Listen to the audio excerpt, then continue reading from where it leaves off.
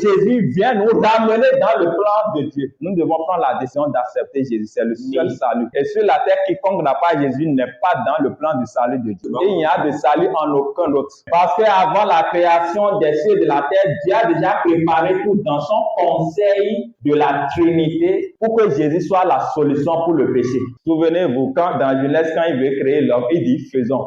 Faisons implique que c'est pas lui seul qui travaille. C'est le conseil de la Trinité, le Père, le Fils et le Saint-Esprit. Faisons l'homme à notre image. Pour une raison, pour qu'il domine. Quand Dieu a dit ici que la postérité de la femme va écraser la tête du serpent, cette postérité n'est pas venue immédiatement.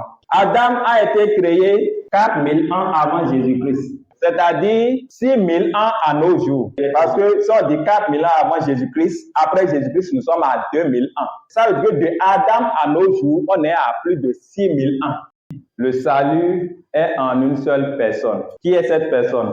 C'est Jésus. Donc, une question se pose. Ce n'est pas seulement le cas des enfants. Nous avons dit que de Adam à Jésus, on a 4000 ans. Et de Jésus à nos jours, ce n'est que 2000 ans. Les gens qui ont vécu et qui n'ont jamais rencontré Jésus, là, quel est le sort? C'est en une seule personne qu'il peut avoir le salut. Mais que ça soit ceux qui ont vécu avant Jésus, c'est Jésus leur salut. Par exemple, 1 Pierre 4, verset 6, car l'évangile a été aussi prêché aux morts. Ça va nous étonner. Comment on a prêché l'évangile aux morts? Est-ce qu'on est en train de parler de purgatoire? Comment est-ce que l'évangile a été prêché aux morts et quels sont les morts dont on parle ici spécifiquement? Vous comprenez? Ils vivaient, certains connaissaient Dieu, d'autres ne le connaissaient pas. Lorsque le temps de l'évangile est venu, Paul dit Dieu, sans tenir compte des temps d'ignorance, appelle les hommes maintenant en tout lieu qu'ils aient à se repentir. Pendant les temps d'ignorance qui a coulé de Adam jusqu'à Jésus-Christ, ceux qui n'ont pas connu Dieu, ils ont subi les conséquences de leur péché, mais ils ne sont pas condamnés. La condamnation, c'est l'enfer. Lorsqu'on parle de condamnation, là, c'est l'enfer. Mais il est allé voler, on l'a brûlé là. Il a ramassé les conséquences de son acte, mais ça, là, ne l'amène pas forcément en enfer. Il n'a pas écouté ses parents et s'est livré à un homme là enceinté. Et il a ramassé les conséquences de ses actes. Donc, il y a les conséquences des actes, mais il y a aussi une condamnation éternelle.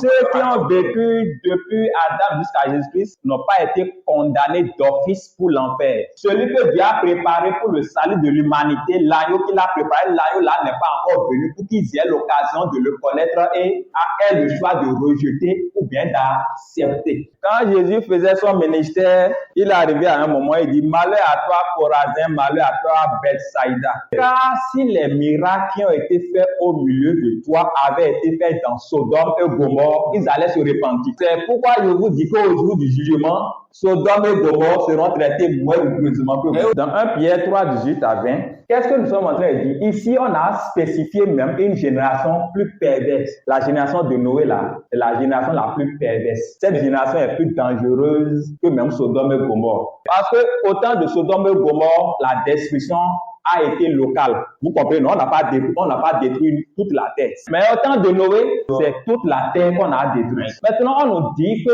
ceux-là même, là, qui sont morts au temps de Noé, ces méchants-là, Jésus en esprit, quand on l'a déposé dans le tombeau, les gens pensaient qu'il se reposait là. Il est allé en esprit dans le séjour des morts. Souvenez-vous, dans les deux prisonniers qui étaient à la croix avec lui, quand l'un a pris là, il dit ce soir, tu seras avec moi au paradis, c'est-à-dire dans le séjour des morts. Ils vont aller là-bas, ils vont se retrouver là-bas en esprit. C'est pour vous dire que la mort n'est pas la fin, une fin en soi. L'homme quitte simplement le corps, mais il y a un autre monde dans lequel tu vas te retrouver. Jésus a dit aux pécheurs, ce soir, aujourd'hui même là, puisqu'ils vont mourir ce jour-là, aujourd'hui même, tu vas te retrouver avec moi dans le paradis. C'est-à-dire en esprit, ils vont se retrouver dans le monde des morts. Lorsqu'ils sont allés dans le monde des morts là-bas, Pierre nous raconte que Jésus allait prêcher aux morts, qui ont vécu depuis Adam jusqu'à son temps et qui ne l'ont pas connu, afin qu'ils aient aussi l'occasion d'accepter ou de rejeter. Mais aujourd'hui, ce ministère ne continue plus, parce que l'évangile est déjà là.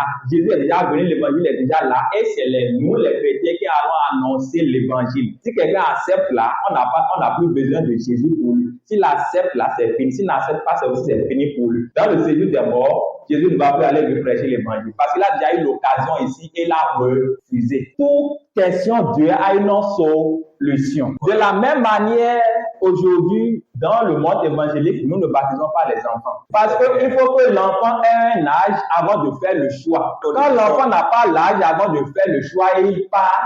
Malgré qu'il y a la condamnation d'Adam, il n'est pas qualifié d'office pour l'enfer. Dieu saura comment les gérer là-bas. Vous comprenez ce qu'on avait dit? Parce qu'il faut avoir le choix pour refuser avant qu'on ne te jette dans l'enfer. C'est pourquoi même les gens qui ont vécu depuis Adam jusqu'à Jésus-Christ, comme ils n'ont pas eu l'occasion de voir Jésus pour accepter ou refuser, quand Jésus a été déposé dans le tombeau, les trois adultes qui faisaient, les gens pensaient que son corps est là, qu'il est mort. Il n'est pas mort. Il est allé dans le séjour des morts pour aller travailler là-bas. Pour leur donner aussi l'occasion d'accepter ou de rejeter. Donc, de la même manière, Dieu va traiter les enfants qui n'ont pas l'âge de choisir et qui sont partis. Dieu ne va pas les jeter d'office en enfer. Il saura comment les gérer parce que notre Dieu est juste. Nous n'avons pas de soucis pour ça.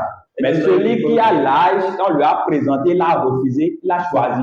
Dieu a un plan merveilleux pour nous. Et souvenez-vous, nous avons dit que Lucifer était en rébellion et malgré cela, Dieu a choisi de créer l'homme. Mais il a pris le soin de lui préparer une solution pour son péché avant qu'il ne le crée. Et cette solution, c'est Jésus-Christ prédestiné avant la fondation du monde, comme l'agneau pour le péché. Quel est vraiment l'intérêt de Dieu à créer l'homme? Lorsque vous allez dans Somme 8, le verset 1 à 3. Éternel notre Dieu, que ton nom est magnifique sur toute la terre. Ta majesté s'élève au-dessus des cieux. Par la bouche des enfants et de ceux qui sont à la mamelle, tu as fondé ta gloire pour confondre tes adversaires, pour imposer le silence à l'ennemi et au vindicatif.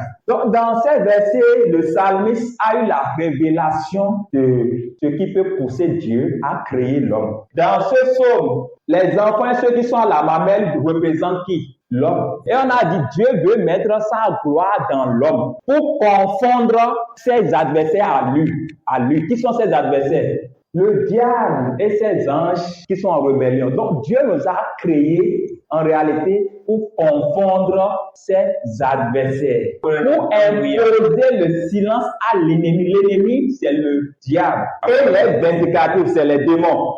Et il nous a donné cette autorité, nous qui avons cru en lui. Pour aujourd'hui, nous puissions détruire les œuvres du diable. Même en faisant l'évangélisation, vous êtes en train de détruire les œuvres du diable. Parce que l'évangélisation, c'est d'aller transférer les gens du royaume des ténèbres, c'est-à-dire du royaume des ténèbres du diable, pour les amener dans le royaume de Dieu. Donc, Dieu a mis tout à notre disposition. Et nous ne devons même pas avoir peur de quelqu'un qu'on appelle le diable.